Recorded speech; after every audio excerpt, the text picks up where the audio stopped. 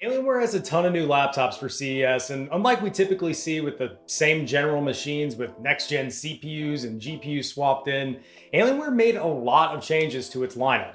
The popular and portable X-series is a completely new design both internally and externally. Alienware is returning to 18-inch gaming laptops, and Dell's more affordable G-series has a completely different look that makes these laptops way more attractive than they typically are.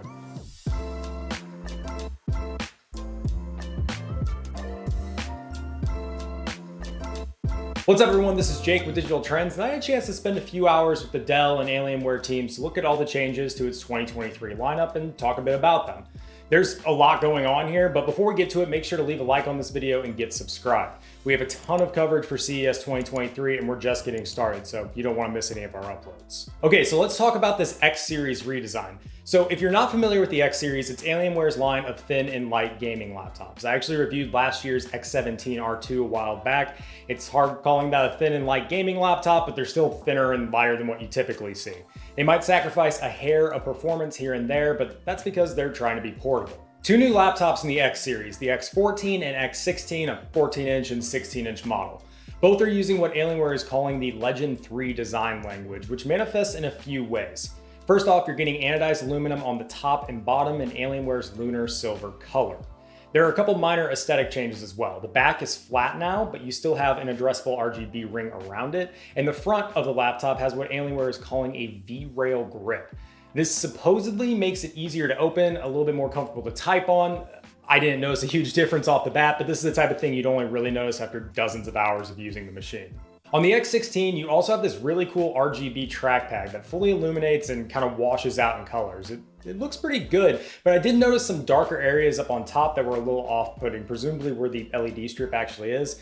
It's not a huge deal. The trackpad definitely looks awesome, but it's only available on the X16. The X14 doesn't have it. There are a lot more interesting changes elsewhere. The X16 is the first 16-inch laptop from Alienware in 18 years, which is kind of crazy. It's replacing the previous X17 because it uses a 16:10 display, and Alienware has three screen options available.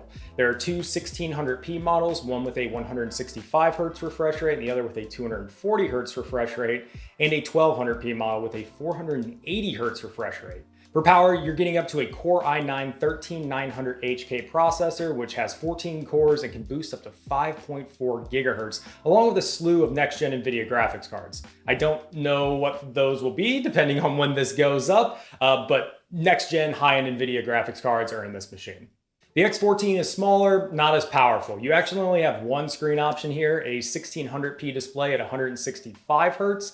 It tops out at a 10-core Intel Core i7-13620H, which can still boost up to 4.9 GHz, and you have the option between two next-gen NVIDIA GPUs, presumably some of the less powerful options in the range. Alienware is also offering this machine with an RTX 3050, likely as a cheaper base configuration. The X-series laptops look different, but they have some changes thermally as well. Alienware's Element 31 thermal compound stuff is now on the CPU and GPU, and both components share a vapor chamber cooler now as well. More interesting is how the feet are designed. So the bottom of the laptop has these feet that wrap around the perimeter and actually block air from getting in. It seems like a bad thing, but this is intentional. There are gaps at the front and the back, which forces the hot air out of those spaces and actually exhausts it rather than letting it slowly leak out. Hopefully that means less fan noise and better thermals, but I wasn't able to do any extensive testing on the laptops to actually find out. On the opposite end of the portability spectrum is the Alienware M18. Another kind of historic return to form here. Alienware hasn't made an 18-inch laptop in, gosh, it must have been 10 years at this point. Similar design changes as on the X-series, the Legend 3 design language, all that stuff. The major difference is that the M18 comes in Alienware's dark metallic moon color instead of the lunar silver. Power is off the charts, as you probably imagine, at least based on the spec sheet. You get up to a 24-core Intel Core i9 CPU, probably the highest-end NVIDIA GPU, we don't exactly know right now, and some insane memory specs. Up to 64 gigabytes of DDR5 memory that you can replace on your own, along with up to 9 terabytes of storage. There are actually 4 SSD slots in this thing. Alienware also has AMD options available both on the CPU and GPU front. I'm sure it'll be crazy powerful, but that shouldn't come as a surprise because it's also crazy big. Alienware doesn't have an official weight yet, but I'm guessing it's probably somewhere around 8 pounds, at least based on what I could tell using it. It's heavy and it's a little over an inch thick at its thickest point. This is definitely in the desktop replacement tier of laptops. You really don't want to be lugging this thing around with you in a backpack. You get a couple of screen options, 1600p at 165 Hz or 1200p at 480 Hz. Neither look great simply because they top out at 300 nits of peak brightness and they have a pretty low contrast ratio. But Alienware says they both cover 100% of the DCI-P3 color space, which makes a lot of sense for a laptop like this where you might be doing some photo or video editing or maybe other color work. The M18 is kind of a monster, both in size and probably in performance, but it's not much bigger than a 17-inch workstation. It's using a 16:10 screen. The bezels aren't too big, so you're getting more screen real estate and a more manageable body, if you can call the body of an 18-inch laptop manageable at all.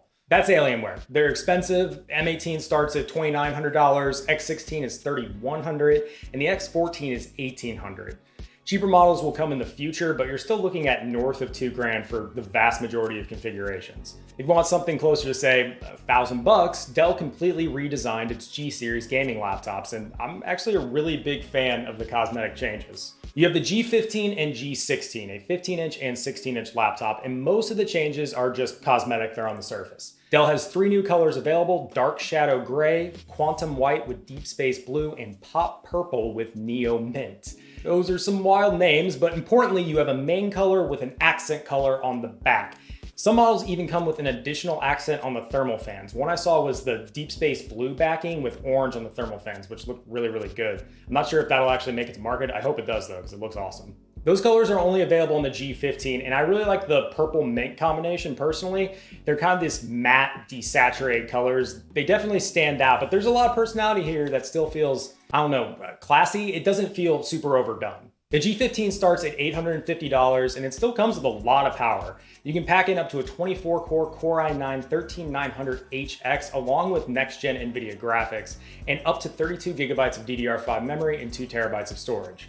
The screen options are a little weak. You have typical 1080p either at 165 Hz or 120 Hz, but they don't get super bright. Same specs for the G16 minus the display. It uses a 16:10 display instead with 2 1600p options, either 165 Hz or 240 Hz. Color options are pretty standard here too, either a metallic black or Dell's quantum white, but you still get the contrast on the back with a different neutral color. My only disappointment here are the keyboards. They work, but you only get 1 zone of RGB backlighting on the G16 and 4 zones on the G15. There are no per key assignments like you get on the more expensive Alienware machines. The G16 is also considerably more expensive. It starts at $1,500, which is almost twice the price of the G15. I'll have to wait to see once I actually have a chance to use these machines more, but the G15 definitely looks like the winner here.